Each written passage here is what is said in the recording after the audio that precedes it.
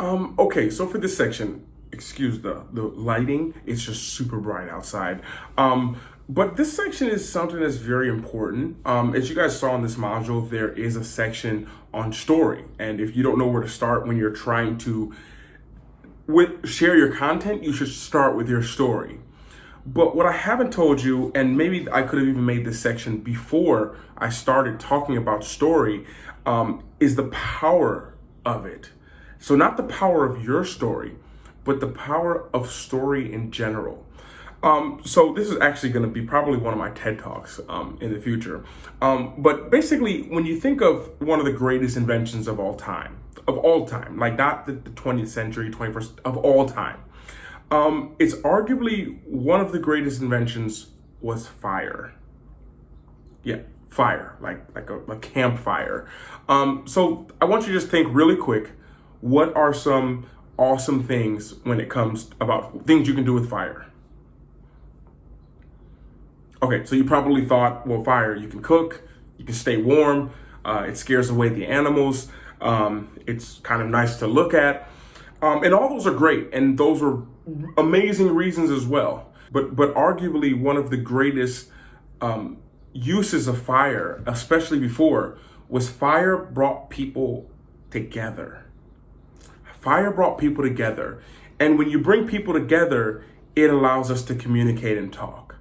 So I want you to think, back in the day, we would have been hunting. I would have probably been a hunter. You could have been a hunter possibly, or maybe you would have stayed back at camp. But basically, we'd be very developed at our skill. I'd be really great at hunting.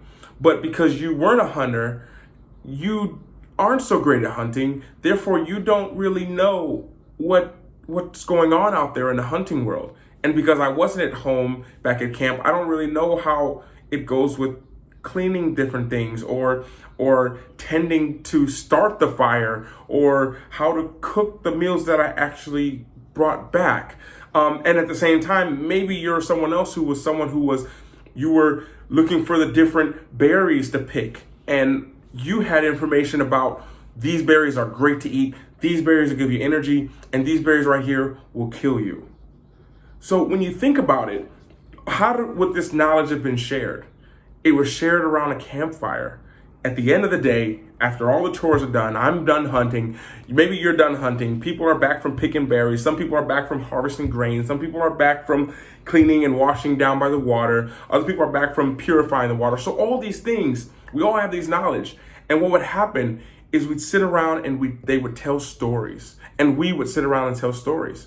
So how does the power of story help? It's wired into our brains to take in information via story. So if I tell you, hey, these red berries will kill you, you're like, okay. Now, if I tell you, hey, Sally tried these berries the other day when she was out playing, she was sick for 3 days and then she died. Now that I've put in all that information into a story factor, very simple story, now you understand like, oh no, you don't want to eat those. Now it's more ingrained in your mind than just don't eat those red berries.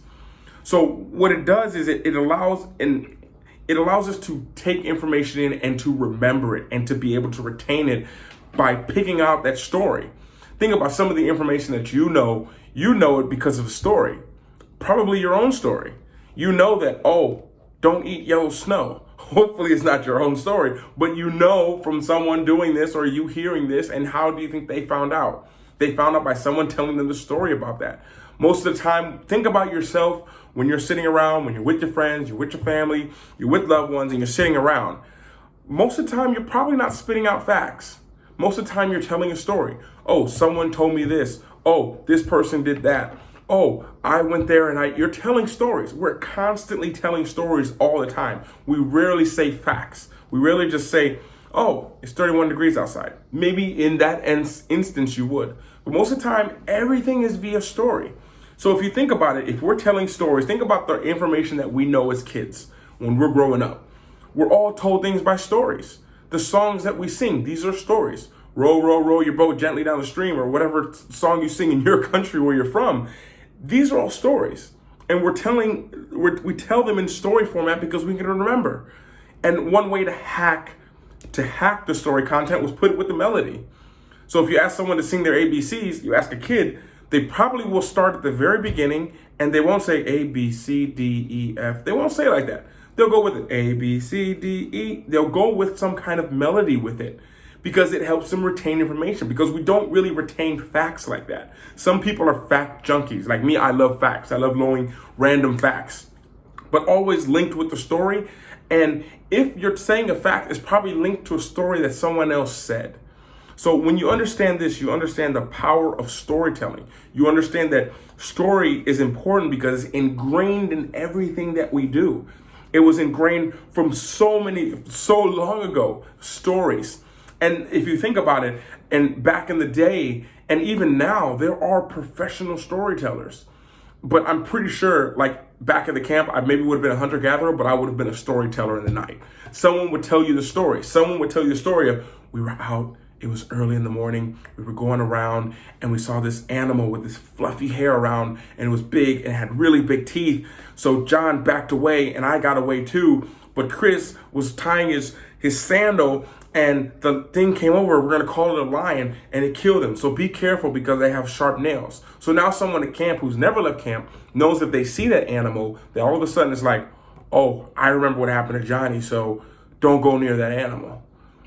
So we retain this information via story. So you can understand the power of story and why you need to tell your story, which kind of goes along with the other lesson that you guys got here. But because if you can say the story and you can give a good story, beginning, middle, and end, and after you tell your story, eliminate the parts that don't complement that story, you can get down to a very powerful message that you're trying to get out. If I can give you one of the hardest lessons that I've learned when it comes to storytelling, is cutting out the parts of the story that are not relevant. If you're telling something and there's a fact in there or there's something that's not relevant, but you're like, I need to say it, don't. It waters down your story. You should, when you're telling stories, whether it's your story, whether you're telling the story about you doing something, you want to tell the story about the time I walked out and someone left $10 on my car window. You don't need to say the part of your story where I woke up at like 7 a.m. Like, is it relevant to what you're about to say? The objective of that story, if it's not relevant, cut it out. It doesn't go there. It just waters down the story, and it makes the person listening take this information, ready to use it with what your story is going to be, and you don't use it. So one of the hardest things for me when it came to writing, when it came to making content, when it comes to making videos, talking to the podcast, if it's not relevant to what I'm saying in the story, then it's just, you don't say it. If you found $10 on your car, that's awesome. Now tell the story, build a story around everything that's relevant to finding that $10. Like, oh, even if you have to go back, like, hey, I lost my job 6 months ago, so I've been struggling for money. Because you give that information, now people have a context of what's going on. They don't need to know you woke up at 7 o'clock in the morning for this story. And this is just a little disclaimer to put in there, because I think that one of the best and hardest lessons I learned was cutting things out. If it didn't go with the story, if it didn't complement the story, then what is it in there for? Because all of a sudden you're rambling on and on and on, and you're losing people in the story because they're trying to grasp too much information. And not only that, but they're trying to grasp information that's not relevant to what they actually need to know. So when it comes to structuring your content, when it comes to structuring things, do it via story. Story is important. And think about this very video you're watching right now. I could have literally just came to you and I could have told you, hey, story is important. But no, I told you the importance of story with a story. Now you'll probably never look at Fire the same again. You'll realize that, oh, Fire brought people together to tell stories. Yes, it did. And that's a story. And that's a story that's actually relevant, and people will always remember that. When you remember facts, the facts are linked to stories. Think about movies, think about books. It's stories. Stories, we're surrounded by stories. And people want to know the stories of things if there's no story there. How did you guys get this? Where did you find it? People want to know it in stories. They don't, oh, I can't believe you did this. And so no, it's about the story. You understand that story is important, stories all around us. So when you understand that importance of story, you can go back through the other lesson where I talked about sharing your story and starting with your story. You can link that to there and understand that when you tell your story and all these mini stories that you're going to tell via content, that you tell them in a way that people will remember with relevant content that's relevant to the story, that paints a perfect picture for them to understand. And that is the power of storytelling. And not only the power of storytelling, but the reason why everything needs to be done via stories.